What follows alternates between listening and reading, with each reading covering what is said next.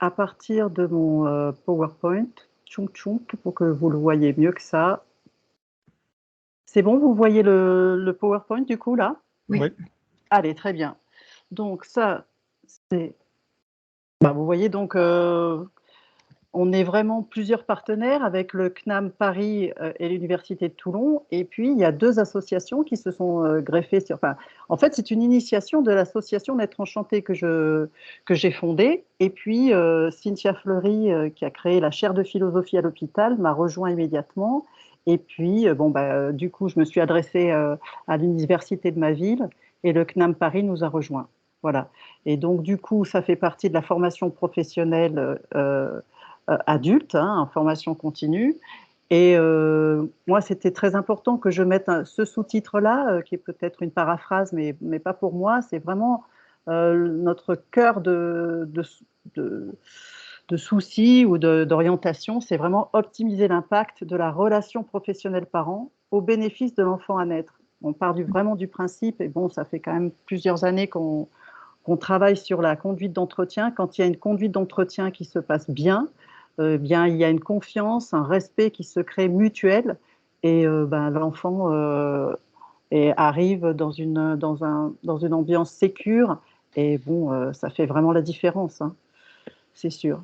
Donc, Naître Enchanté, pour vous dire un peu qui est cette association, je l'ai créée en 2012. Et donc, au début, j'ai commencé à créer des entraînements à l'accouchement et à la parentalité, et j'ai créé une méthode de préparation à la naissance et à la parentalité, et j'entraînais et j'entraîne toujours les couples. Ensuite, tout naturellement, les sages-femmes ont voulu cette préparation à la naissance et à la parentalité, et j'en étais très heureuse parce qu'en fait, c'est elles qui sont les grandes actrices de cette préparation à la naissance et à la parentalité, et c'était vraiment elles qui sont les premiers, en première ligne pour cette thématique-là. Mais évidemment, j'accepte, on prend les doulas, on prend les médecins, on prend les obstétriciens, on a de plus en plus d'obstétriciens, on a aussi des kinés, des ostéopathes. Donc ensuite, j'ai voulu aller plus loin parce que je formais en maternité, mais c'était assez compliqué dans les maternités. Quand on arrivait à mettre en place quelque chose, il suffisait qu'une des personnes qui avait donné son aval change de maternité, il fallait tout recommencer. Donc, on se faisait vraiment des cheveux blancs. Et donc, du coup, j'ai créé ce diplôme universitaire. Et donc, l'année prochaine, on a fait la première année l'année dernière. On l'a terminé au mois de juin, au mois de juillet même. Et donc, du coup, ça serait la deuxième édition. Je propose aussi de la supervision de professionnels, et voilà, en petits groupes avec des 5 professionnels de manière récurrente tous les 15 jours. C'est une matinée et on regarde quelles sont les situations qui ont posé problème, comment faire mieux, tout simplement. Et puis, on a un énième projet, c'est l'implantation d'un tiers-lieu périnatal dans le Var. Ça, ce sont les activités de l'association. Ensuite, moi, mon engagement, c'est important que vous sachiez qui je suis.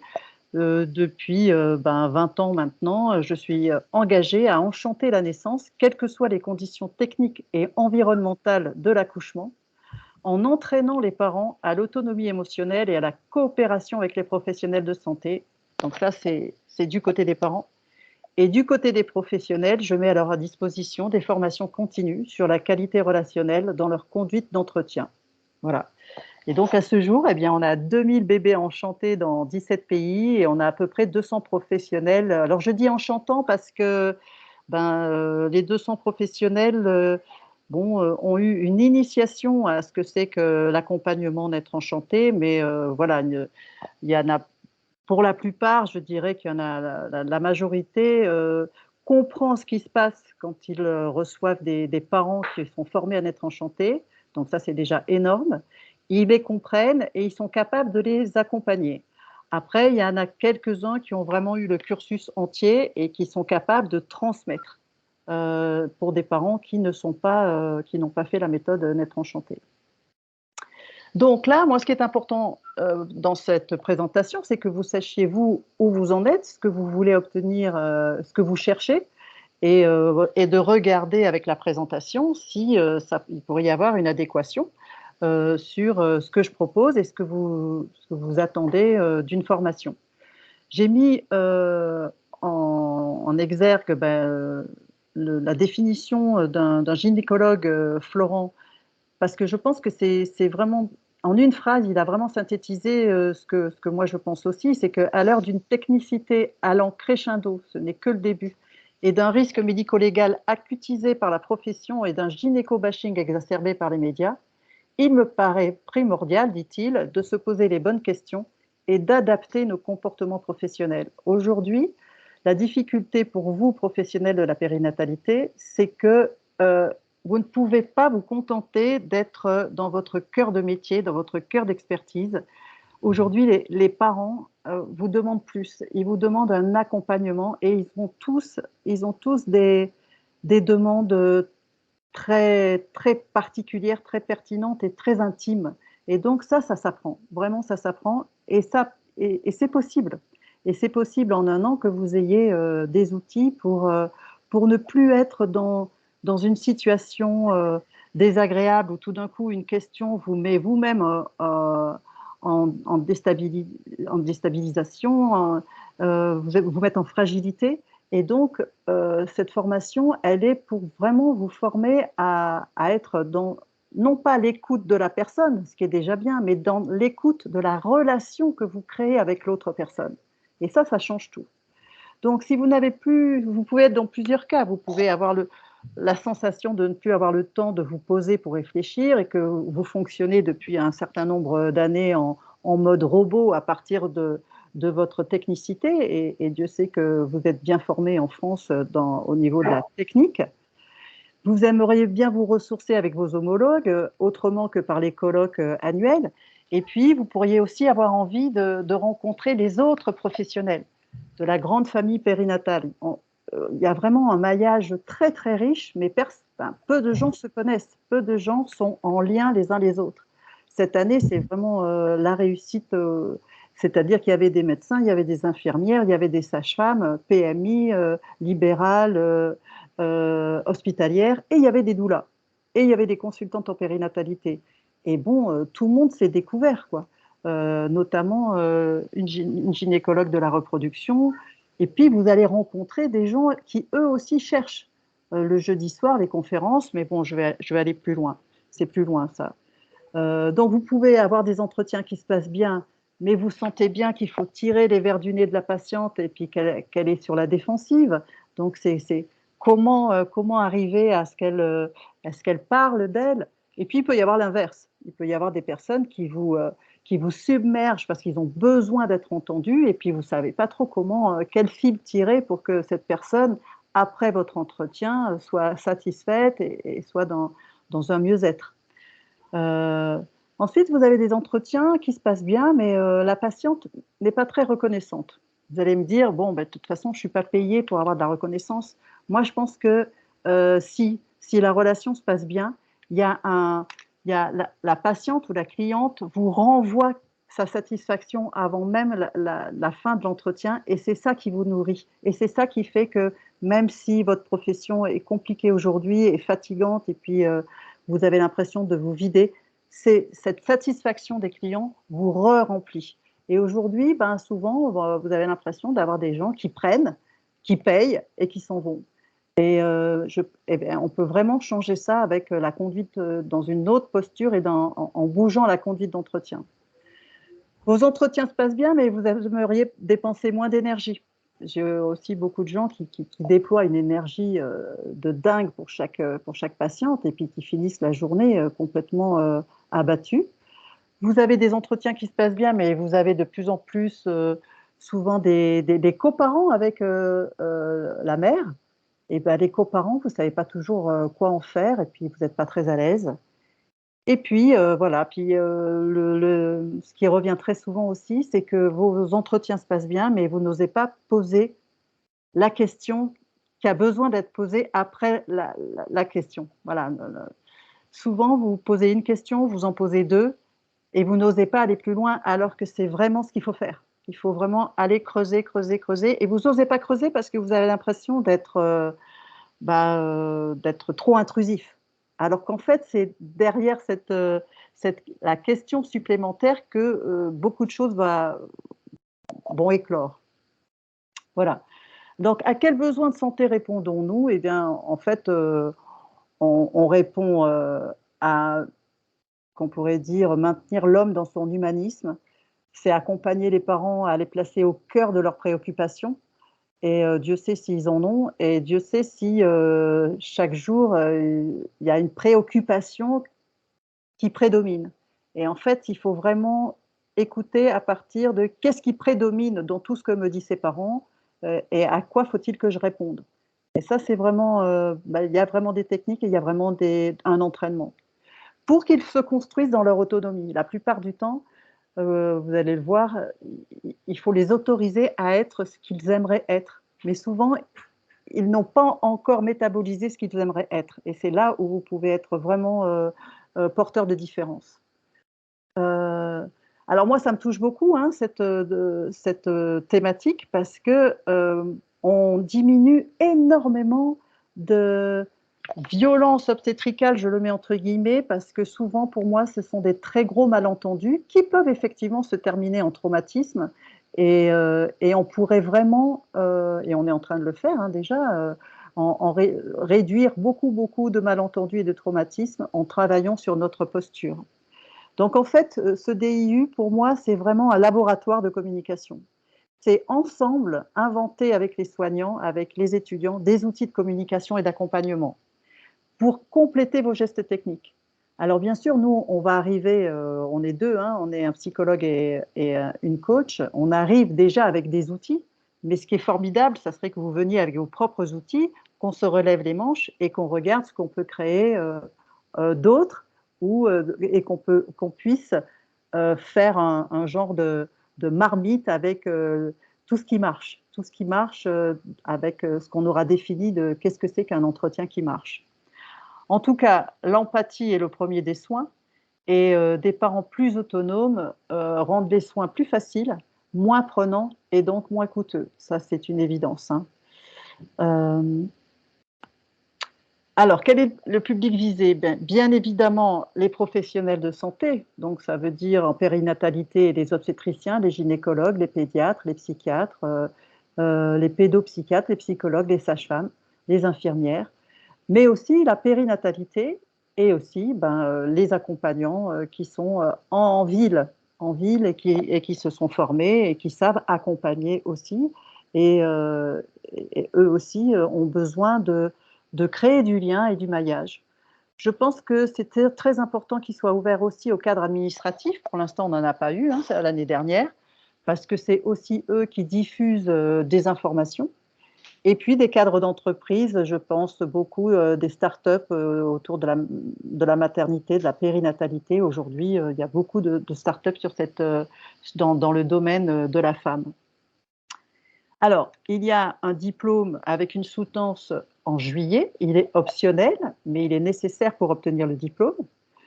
Les prérequis sont un niveau Master 2, c'est-à-dire que vous avez une possibilité de dérogation sur dossier. Mais nous avons besoin de 5 ans minimum de pratique professionnelle, même s'il y a eu une coupure. Et puis, on va vous demander un CV et une lettre de motivation. Voilà. Nous accueillons maximum 20 participants, minimum 10. On aime vraiment que ce soit des petits groupes. Et puis, vous avez la possibilité d'assister à un module seulement, à 1, 2, 3. Vous pouvez vraiment venir sur des modules séparés. Il y a 9 sessions. Donc ça commence avec une fin de journée, c'est le jeudi soir, une conférence avec un questionnement qui va durer 3 heures. Et il y a 2 journées de 7 heures qui permettent aux étudiants de pratiquer et de perfectionner leur propre pratique et d'en créer d'autres. Alors la pédagogie s'appuie sur une participation active à partir de votre expérience et de vos propres mises en situation. Les mises en situation sont jouées par le psychologue et la coach, c'est-à-dire nous deux, parce qu'il se trouve qu'on a une première vie avant de comédien. Ça a l'air anecdotique, mais quand vous voyez les situations jouées par des comédiens, eh bien, vous avez le recul nécessaire et vous avez bah, vous aussi une sécurité vous y croyez, quoi. Vraiment, ça fait une grande différence. En Suisse, ils font ça aussi, c'est-à-dire qu'ils font appel à des comédiens professionnels pour jouer les mises en situation. Il se trouve que le psychologue qui travaille avec moi a été aussi comédien dans une première partie de sa vie, et du coup, vous verrez que ça fait vraiment une très grande différence que nous puissions vous jouer et l'accompagnant enfin, on joue plutôt les patients et les clients. Voilà, donc vous avez un mémoire, comme je le disais en introduction, appuyé sur une réflexion personnelle et dans la mesure du possible en lien avec les besoins du territoire. Il y a tellement de besoins que bon, ça reste très large. Et puis, il y a des mises en pratique avec une approche critique et différentes méthodes d'accompagnement. Voilà. Les jeudis sont, alors souvent il y a le jeudi soir et le vendredi matin parce qu'il y a tellement de gens que j'aimerais vous présenter et qui ont des choses formidables à vous transmettre que c'est très frustrant d'en mettre que le jeudi soir. Donc du coup, je mets souvent un autre intervenant le vendredi matin. Ça vous ouvre le champ de la périnatalité d'une manière extraordinaire. Et donc, et vous pouvez aussi, ce sont des personnes qui sont vraiment aussi passionnées et qui sont vraiment très généreuses à même de continuer aussi de construire avec les étudiants. Donc, ce sont des personnes accessibles et ça fait aussi une différence. Donc, le vendredi après-midi et le samedi, on fait des travaux dirigés en groupe. Et vous verrez, je vais vous détailler le programme maintenant. Et puis le samedi, il y a un travail sur le mémoire, c'est-à-dire effectivement comment vous construisez votre ossature du mémoire. Ça se passe aussi en groupe parce que les autres vous apportent beaucoup sur la thématique que vous avez choisie. Et puis après, on revient à des mises en situation pour ne pas passer le samedi. En général, le travail sur le mémoire, c'est à partir du deuxième trimestre. Et le troisième trimestre, on repart sur des mises en situation. Parce que là, on vous laisse. C'est plus intéressant que vous continuiez à écrire votre mémoire chez vous plutôt que de sacrifier les samedis et de ne pas en profiter pour continuer l'accompagnement, le travail sur l'accompagnement. Donc, les compétences visées. Eh bien, c'est par rapport aux conférences, hein, c'est être capable de faire des passerelles entre le thème du conférencier et vos propres questionnements. Et vous verrez que c'est important de faire ces passerelles-là. Être capable d'imaginer des liens de coopération entre professionnels d'horizons divers, puisqu'on est tous sur la même thématique de la périnatalité, c'est important d'imaginer des liens. On est trop isolés tous, chacun là. C'est important d'écouter le conférencier dans cette optique-là. Et la compétence numéro 3, c'est être capable de créer de nouvelles collaborations, y compris à visée de recherche. Voilà. Donc les conférenciers, vous allez voir, hein, ils viennent de multiples horizons. Et je vais vous détailler ça un peu plus tard. Dans les travaux dirigés du vendredi et du samedi, les compétences visées, c'est être capable d'observer sa propre manière de communiquer et d'en repérer les effets. Et ça, c'est vraiment, ça va faire une très grande différence dans votre accompagnement. Être capable de répondre aux attentes des parents de façon à les sécuriser dans leur autonomie et à les rendre acteurs de la procréation à la naissance de leur enfant. Donc là, j'enfonce un peu les portes ouvertes parce que c'est ce que nous demande le gouvernement, les rendre autonomes, les rendre autonomes. Mais on aura beau leur dire, voilà, rendez-les autonomes si on ne nous apprend pas à comment les rendre autonomes. Et je peux vous promettre que c'est subtil. C'est possible, mais c'est subtil. Et donc, il faut s'entraîner. Il n'y a pas de secret.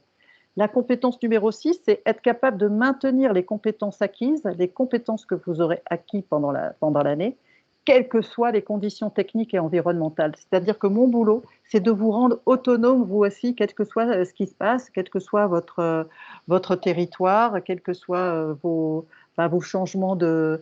Vous verrez que les conduites d'entretien, après, à un moment donné, vous pouvez vraiment les transposer si vous changez de domaine. Et ça, c'est je ne sais pas si c'est possible en un an, mais ça peut être vraiment une visée précise d'un étudiant. Les méthodes utilisées, bien, il y a la systémie, donc l'école Palo Alto, ça c'est notre cœur de métier, le psychologue et moi. L'art dramatique, ça aussi, ça a été notre cœur de métier dans une première vie.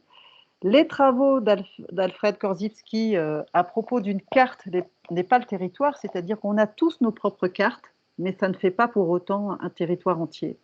Et ça se comprend très très bien intellectuellement, mais dans la vraie vie, au moment où vous interrogez la personne, enfin vous accompagnez la personne, bah, ça vole en éclats et vous vous en rendez même pas compte.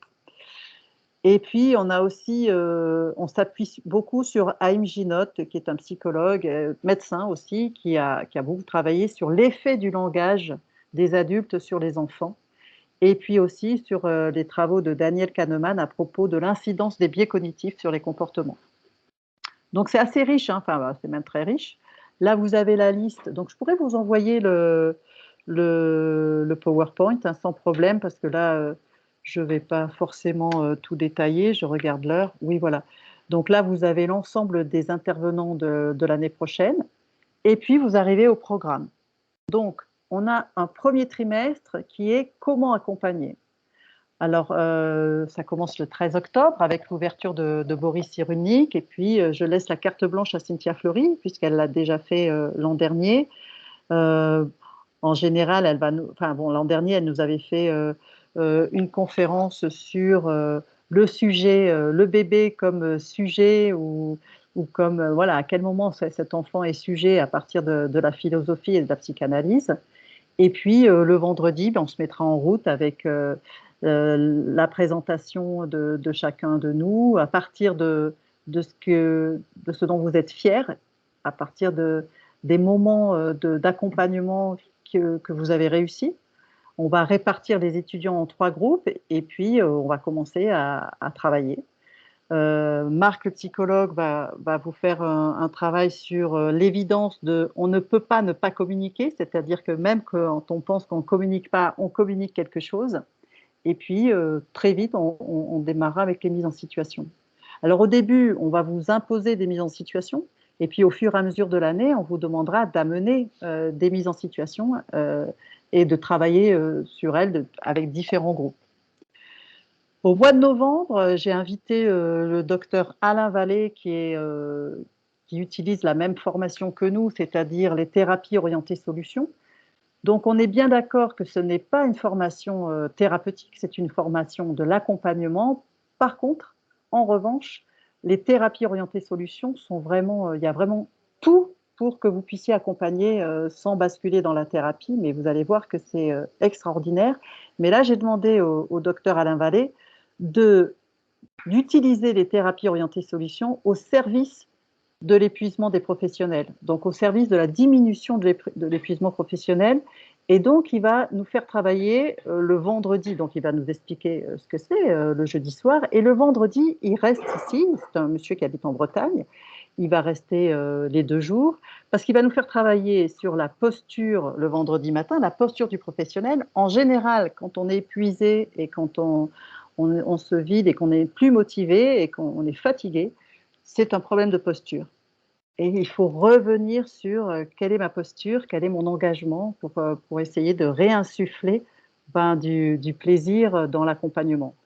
Et ensuite, on verra avec Alain Vallée sa conduite d'entretien à partir des thérapies orientées solutions. Donc, chaque fois, je ne redirai pas, hein, le samedi, c'est des mises en situation, des travails de groupe. Et le samedi, en fin de journée, on travaillera sur comment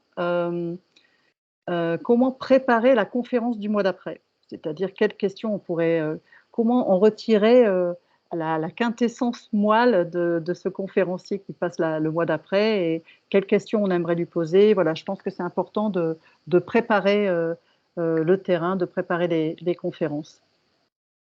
En décembre, eh bien, on va rencontrer Chantal Razurel, qui est une sage-femme suisse, chercheuse, et qui a travaillé de nombreuses années sur l'entretien psychoéducatif. Donc, elle va nous décrire, elle va nous expliquer ce que c'est.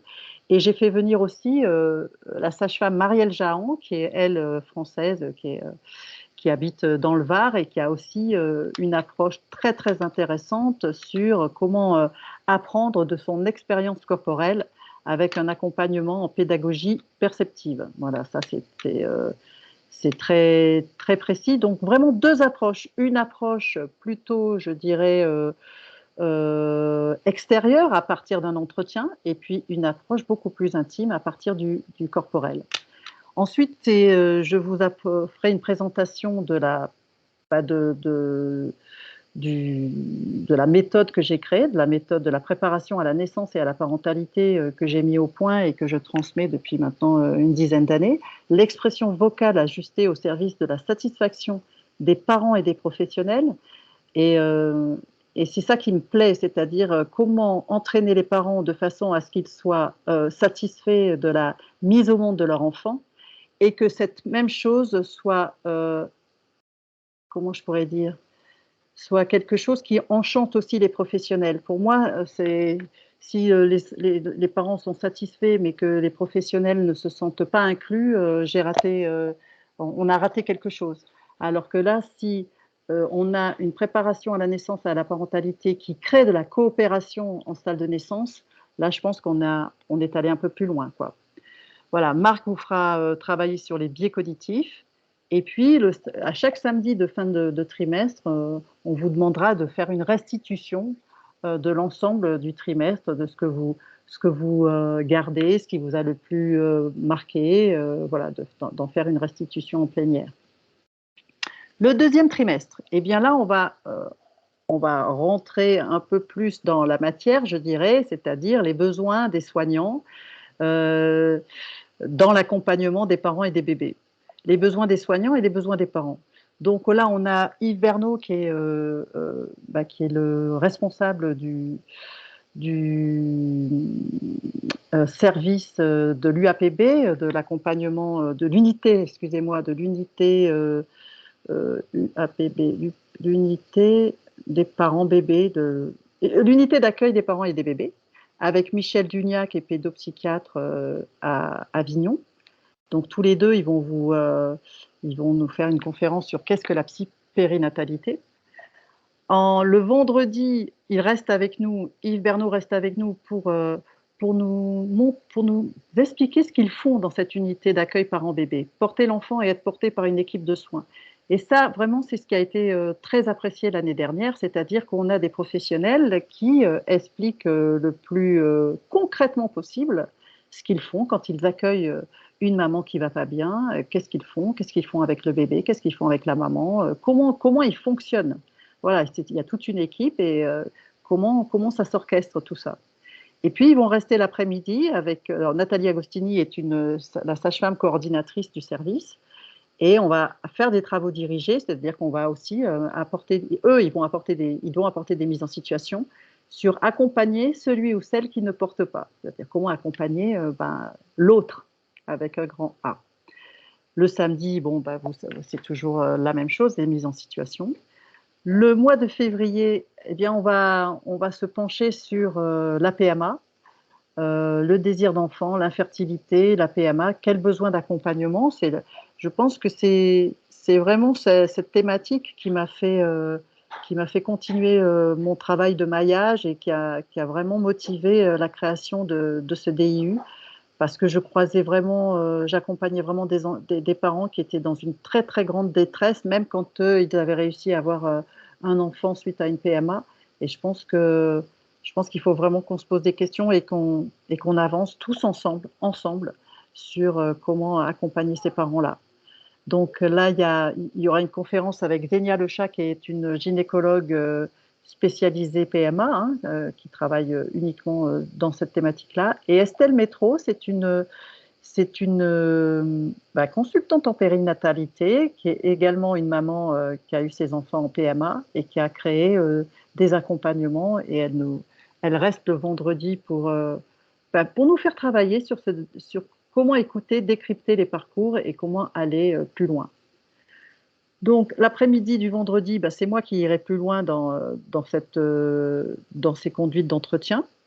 Au mois de mars, eh bien, je fais venir le médecin Bettina Bedel, qui est sur Nice, et qui est une échographe et qui a vraiment, je dirais très vite, s'est posé les mêmes questions que nous. C'est comment dire, parce que vous savez bien, je ne sais pas si des mamans vous l'ont rapporté ou si vous êtes maman vous-même, au moment des échographies, on a vraiment l'impression que les échographes, s'ils font A, bah, on s'inquiète. S'ils disent rien, on s'inquiète. S'ils disent trop, de manière trop cash, ben, on leur en veut. Enfin voilà, c'est très compliqué de savoir comment dire au moment de l'échographie. Il y a beaucoup, beaucoup d'attentes et des fois beaucoup de craintes. Oui, c'est vrai. Excusez-moi, juste, Oui? moi, je dois y aller, mais je vous enverrai des questions par mail, je pense. Ah ben parfait, très bien. Merci. Bah, par mail, comme ça me permettra de vous envoyer le PowerPoint si vous le souhaitez. Oui, oui, oui, bien sûr. Ok, pas de Merci souci, bonne beaucoup. Bonne soirée. soirée. Au revoir. Voilà. Et puis donc du coup, bah, le vendredi, il y aura l'accompagnement des parents en néonatologie avec Christian Burle, qui est un pédopsychiatre. Euh, Moi, j'interviendrai de nouveau l'après-midi avec les recherches d'objectifs et les recadrages. Souvent, vous pensez que en tant qu'accompagnement, accompagnant, si vous avez des objectifs, vous volez l'accompagnement des personnes. Mais en fait, vous pouvez très bien avoir comme objectif d'accompagner la personne. C'est déjà un objectif à partir de là où elle veut aller, même si ce n'est pas du tout l'endroit où où vous êtes légitimé. Vous voyez, et pourtant aujourd'hui, bah, les parents, ils veulent être accompagnés de façon globale. Voilà. En fait, le dernier trimestre, eh bien, on arrive au mois d'avril. Ce trimestre est sur la thématique des évolutions de la périnatalité. Donc, je fais intervenir au mois d'avril Jean-Paul Reiner, qui est un obstétricien qui a travaillé toute sa vie sur la physiologie de l'accouchement. Et vous verrez, il va venir avec des images 3D. C'est vraiment très spectaculaire ce qu'il a découvert. Il a vraiment, bon, en tant qu'ostéopathe, Monsieur Pochon, vous n'allez pas être très surpris, mais il y a une manière de porter l'enfant pendant la grossesse qui déjà va faire que la maman va bien accoucher ou ça va être long, quoi. Et du coup, on en arrive aussi à avoir une nécessité de transmettre aux parents qui attendent un enfant qu'il faut continuer une activité physique. Pas forcément du sport, mais une activité physique. Et ben, il faut le remettre dans le discours et dans l'accompagnement. Je vais un peu trop vite, j'ai oublié de vous présenter Bénédicte Simon, qui est aussi une obstétricienne. Alors, c'est aussi une personne d'exception. C'est une des 5 obstétriciennes en France à pratiquer la césarienne extra-péritonéale. Donc, elle vous en parlera mieux que moi, mais cette césarienne extra-péritonéale permet à la femme d'être, comme elle me dit, comme elle utilise la métaphore, c'est une personne qui, 3 heures après, est devant la machine à café voilà, et elle peut être debout et c'est beaucoup moins douloureux et il y a beaucoup moins de suites difficiles. Voilà, donc elle vous en parlera mieux que moi, bien sûr. Le vendredi, bien, on repart sur, on approfondit les découvertes de Jean-Paul Reiner de manière très concrète et je fais intervenir des étudiantes de l'IAPS de Toulon qui ont travaillé sur grossesse, sport et santé. Et puis, ben, de nouveau, chaque fois, les vendredis après-midi, on repart sur comment optimiser nos conduites d'entretien.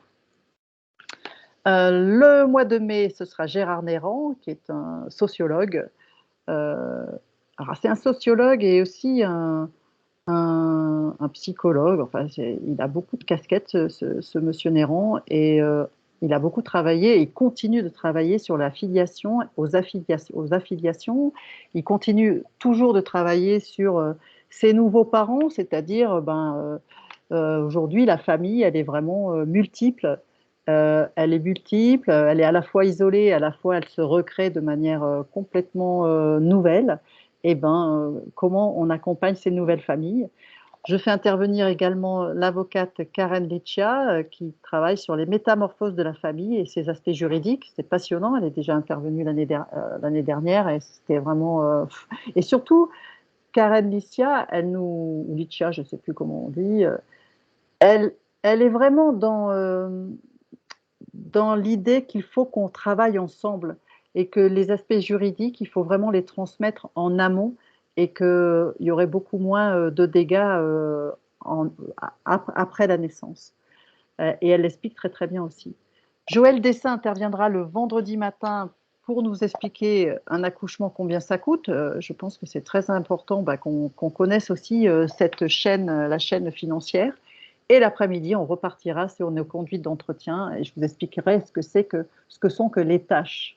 Voilà, ça fait aussi une vraie différence dans l'accompagnement quand on demande aux parents de faire un travail et comment on les motive à faire un travail après nos séances d'entretien. Et le mois de juin, ben, ce sera Michel Delage, pédopsychiatre, qui clôturera cette année avec l'amour, l'attachement, la triade, couple, parents, bébé. Et effectivement, aujourd'hui, ben, on est convaincu que le père a une énorme importance. Et j'aime beaucoup la façon dont Michel Delage décrit la triade, c'est-à-dire qu'il y a le couple, il y a les parents et il y a le bébé. Et qu'est-ce qu'on fait avec tout ça? Le vendredi après-midi, c'est Camille Bataillon qui se décrit en sexo-périnatalité et qui nous fera des jeux de rôle et des cas cliniques sur l'intimité du couple en période périnatale. Je pense que finalement, on n'en parle pas de ça. Et pourtant, les parents ont des questions et aimeraient avoir des questions concrètes. Donc, la plupart du temps, on répond en fonction de ce qu'on a lu ou en fonction de notre propre expérience. Je pense que c'est important d'entendre une spécialiste du sujet, surtout que Camille Bataillon, elle s'est formée au Québec, elle est revenue en France, elle est partie en Belgique, en Suisse, elle a pas mal valdingué et du coup, elle a une vision assez large de cette thématique. Et puis, on terminera sur des mises en situation voilà, qui seront un peu corsées pour terminer l'année et pour que vous puissiez sortir de cette année avec la sensation de dominer un peu mieux ce sujet. Voilà, je crois que voilà, c'était un petit. Là, vous avez une conclusion en vous disant qui sont les deux intervenants, enfin les deux partenaires associatifs, la chaire de philosophie à l'hôpital et l'association Naître Enchanté que je vous ai présenté en début de séance, voilà, de présentation. Voilà, écoutez, je vais peut-être arrêter la présentation et répondre à vos questions si vous en avez. Voilà.